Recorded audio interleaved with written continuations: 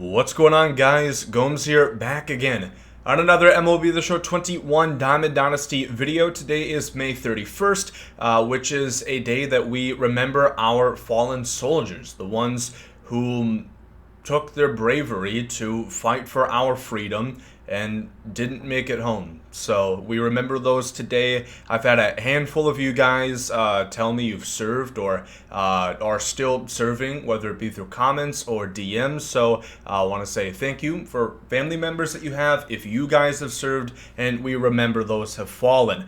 Talking about today's video now, we've got the third inning program. Already on the third, coming in hotter than Scarlett Johansson on Friday.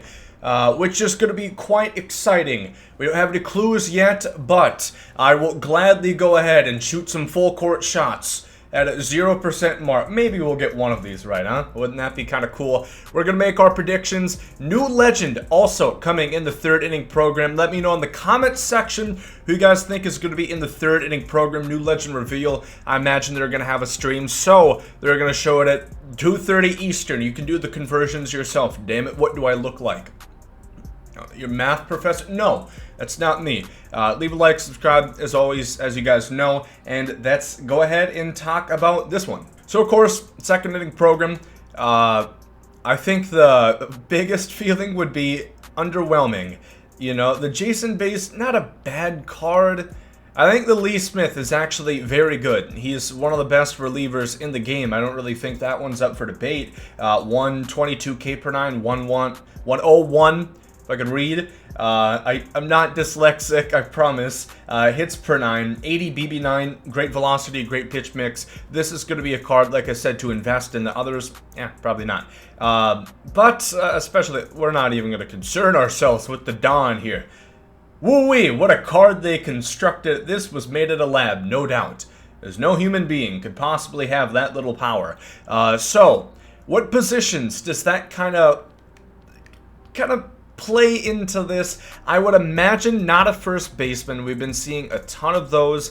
Probably not a shortstop, because I would say probably almost every future star card was either a starting pitcher or a shortstop. Kind of overwhelming. We have plenty of options there. So I would imagine a starting pitcher would be a pretty sure bet, an outfielder, and then I'm thinking like a third or a second baseman. Probably not a catcher, as you know, we've also been seeing a good amount of those. That being said, let's go ahead and look at our first options in one Gomer's opinion. Vida Blue, I think I predicted him last time, obviously didn't happen, so let's try it again. I think a guy like Vida Blue is a perfect example of somebody we would see in an inning boss program now that we know kind of how they want to structure it, you know, especially that's going to go into play talking about new legends. So don't expect Barry Bonds to be dropped. Maybe more like a Joe Creedy could be expected, but I'll give my legend predictions here in a minute. We're looking at guys that this might be their top card. I would say that's the case for the 95s that we got. Lee Smith, it's a signature card, so yeah, it's his best one he's gonna get. And then you look at Jason Bay, which is a prime card, and then Don Mattingly. Maybe he gets a better one, but nobody really cares, is the thing about that. So Vida Blue, very deceptive, has a great windup. I get infuriated facing him, frankly. Throws hard, 99, 100 miles an hour. The two-seam has a lot of break. I think pinpoint would do him a lot of justice. Pretty good accuracy and control at 84 for so much velocity. And a lefty, they're just more valuable than righties. Lefty-lefty is a hell of a lot harder to hit than righty-righty. So Vida Blue would be a really cool option right here. I'm expecting like 96, 97s, by the way, in terms of overall.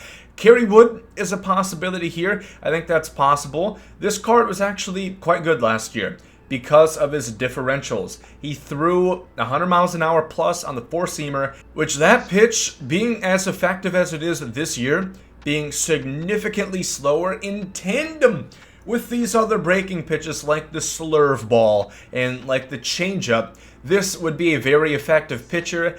And biggest thing to note, guys like Kerry Wood, Nolan Ryan, I'm still not a fan of Nolan Ryan on this game regardless, but lower BB9, it's not as bad as it was last year because you have a better chance of getting the ball where you want it to if you use pinpoint with the new par system. Zach Greinke, another possibility here. I think I also mentioned him. I think he would be a great guy to put right here. Again, this would probably be his highest card that he sees at a 96, 97 overall. Has some hitting stats on top of him, and he's always a good card. He's never the top end meta, but if they dropped him now, yeah, I think you would definitely see a lot of people's, you know, 5-man rotation with that sinker.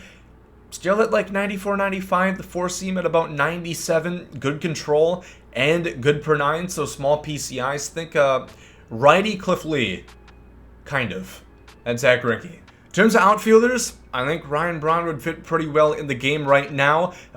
This is his card from last year. Conveniently not his MVP season, because MLB The Show recognizes that it didn't exactly count. This card, I do think, would be pretty good. I think his fielding could be better if they did pick his MVP season. Again, quotations on that. He could probably have silver fielding, 70 plus arm, and he's quite fast. 80 speed, 80 stealing is really good. And if you just took this card right now, this would be on everybody's team. Absolutely, as a bench bat, he would be top notch. It couldn't be topped. And he would also be in a lot of people's starting teams. This is a pretty solid card, and it took so long for them to release Ryan Braun last year, and I just think this card could be pretty damn good right now. Who knows? Maybe you get a free stress ball to help reduce the roid rage a little bit on top of that. Oddly enough, I'm squeezing here. Not much to squeeze down there in the gonads for old Ryan Braun, huh? Giancarlo Stanton is a guy I've kind of tried to get in here many, many times. His highest card last year was this home run derby card with maxed out power. I don't think they're going to... Protein Chicks, not too bad actually. It tastes exactly like Reese's Puffs.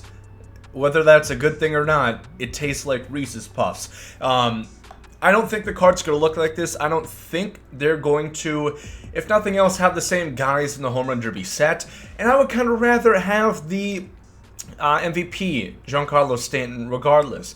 One that's going to have probably 80 fielding with 85 arm strength. One that's going to have 65 speed and still have really good contact and power numbers. Not 125 maxed out, but definitely over 100 both ways. Good righty swing on Stanton. I love just turning on pitches inside. He's one of the best for it in my opinion. And Giancarlo Stanton would be fantastic, again, for the boss program and kind of fit right in tune with the overall, I would think, as well. Because stats like vision, stealing, not exactly going to be high, so that kind of lowers it a little bit. And I also think Grady Sizemore, I would really, really think this would be the prime opportunity, and he's going to be the guy I'm hoping for most here. He's not going to be on the Indians, actually. He's, you know, going to be in the free agent pool here. I just think his card would be phenomenal. He's a lefty with a lot of power, a bit platoon, albeit, but a good defender, great defender in terms of this 94. If you look at the advanced metrics, not exactly the case. You know, he won some gold gloves, but 94 is a little high. That's Kiermaier level. Not quite.